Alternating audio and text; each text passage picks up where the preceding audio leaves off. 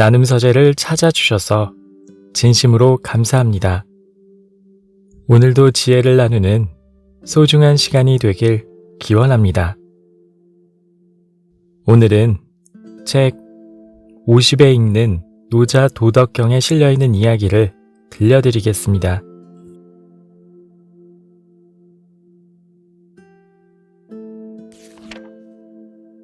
자연의 흐름을 따르라. 무의의 다스림으로 다스려지지 않는 것이 없다. 무의와 인위. 무의와 인위는 단 한 글자 차이지만 그 차이에서 오는 결과는 이루 말할 수 없을 만큼 격차가 큽니다. 무의는 본래 그대로의 상태, 그러니까 애초에 생겨났을 때 그 자체로 사람의 손길이 전혀 가해지지 않은 순수 무구한 자연세계입니다. 무의는 보탤 것도 모자람도 없이 언제나 일정한 자연의 흐름을 따라 흘러갑니다. 그런 까닭에 넘치거나 모자라지 아니함으로써 잘못되어지거나 우주의 질서를 흐트러뜨리지 않습니다. 그 이유는 인간적인 관점에서 볼 때 그 어떤 계산도 탐욕도 전혀 개입되지 않은 까닭입니다. 그러나 인위는 무의자연에 사람의 손길이 더해진 인공적인 것입니다. 인공적인 세계는 과하거나 모자라거나 언제나 변수가 많습니다. 그런 까닭에 인간이 사는 지구라는 공간은 언제나 많은 문제가 일어납니다.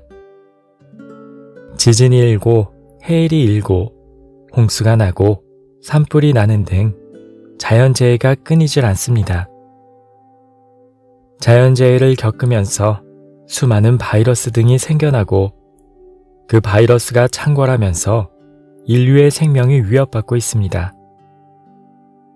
이 모든 원인은 무의자연의 인위를 가한 인간의 탐욕이 빚은 결과이고 보면 인위라는 것이 얼마나 많은 모순을 지닌 것인지를 잘 알 수 있습니다.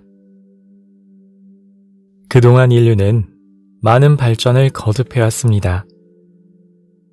전 세계적으로 나무는 베어지고 각종 공장과 자동차 등에서 뿜어져 나온 온실가스로 대기는 심하게 오염되었고 수많은 쓰레기들로 땅과 바다 등 지구가 오염되었습니다.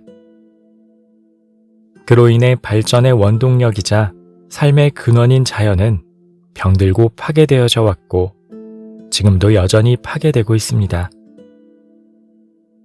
인간이 자연으로부터 원하는 것을 얻은 만큼 베어진 나무 수대로 나무를 심고 대기를 맑게 하는 등 피폐된 자연이 원래의 모습으로 회복될 수 있도록 노력을 들였다면 지금과 같은 대재앙은 일어나지 않았을 것입니다. 그런데 더 잘 먹고 더 잘 살려는 인간들은 지나친 욕심만 부릴 줄 알았지 그로 인해 어떤 결과가 일어나리라고는 전혀 생각하지 못했습니다. 물론 환경학자나 환경운동가들이 그 폐해의 심각성을 누누이 강조했지만 각국의 지도자들은 물론 전 세계인은 아무렇지도 않게 외면했던 것입니다. 한치 앞을 못 보는 우둔함에 인류는 재앙을 맞게 된 것이지요. 이렇듯 인위는 참으로 무지하고 생산적인 것 같지만 결과적으로는 비생산적인 결과를 낳는 모순 덩어리라는 것을 알 수 있습니다. 무의의 다스림으로 다스려지지 않는 것이 없다. 노자는 무의는 다스림으로 다스려지지 않는 것이 없다고 했습니다. 이는 무엇을 말하는가요? 즉, 인위를 가하지 않고 무의를 따르게 되면 그것이 사람이든 나무든 꽃이든 바다든 강이든 잘못될 일이 없음을 뜻합니다. 그러니까 무의를 따르라는 것입니다.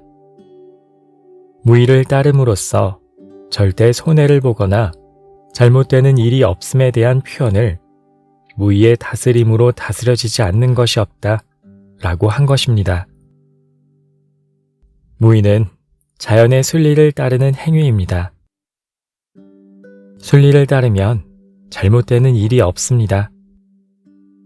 그럼에도 인간은 순리를 거스르는 일을 아무렇지도 않게 합니다.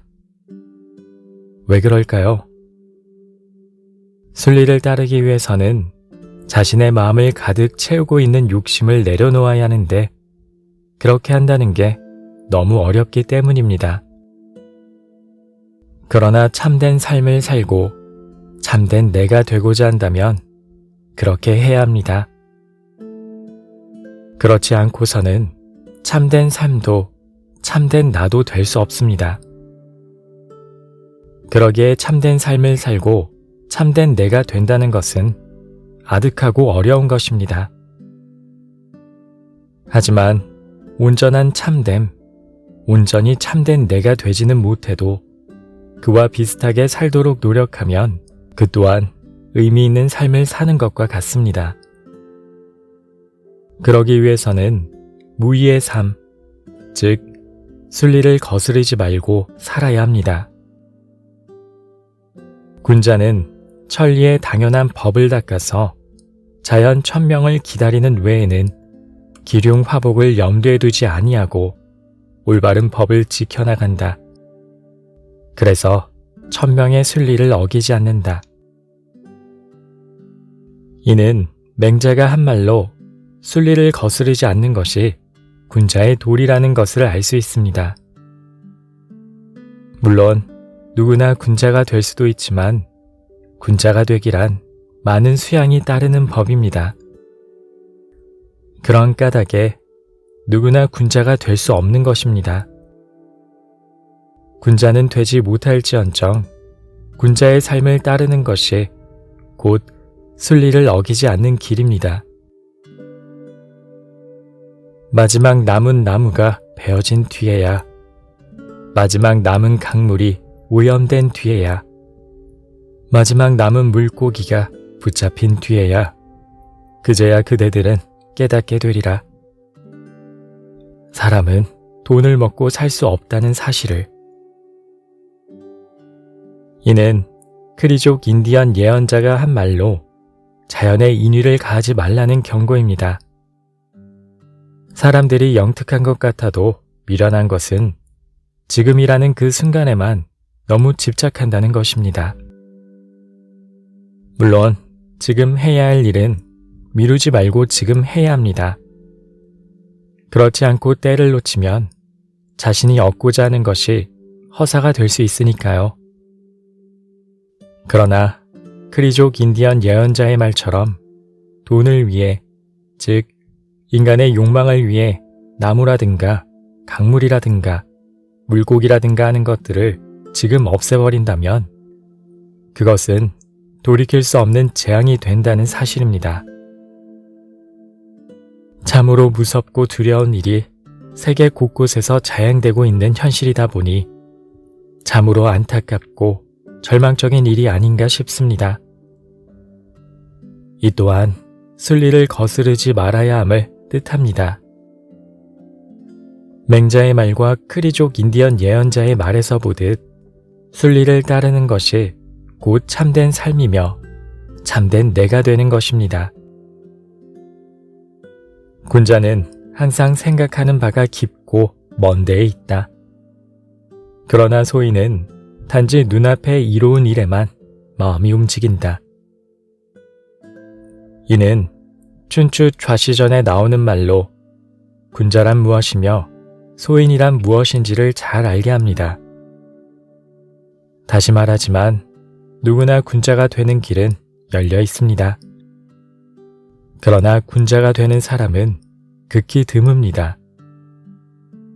그만큼 군자가 되기란 어렵고도 먼 길을 가는 것과 같이 힘이 듭니다. 하지만 우리는 만물의 으뜸인 인간이 아니던가요?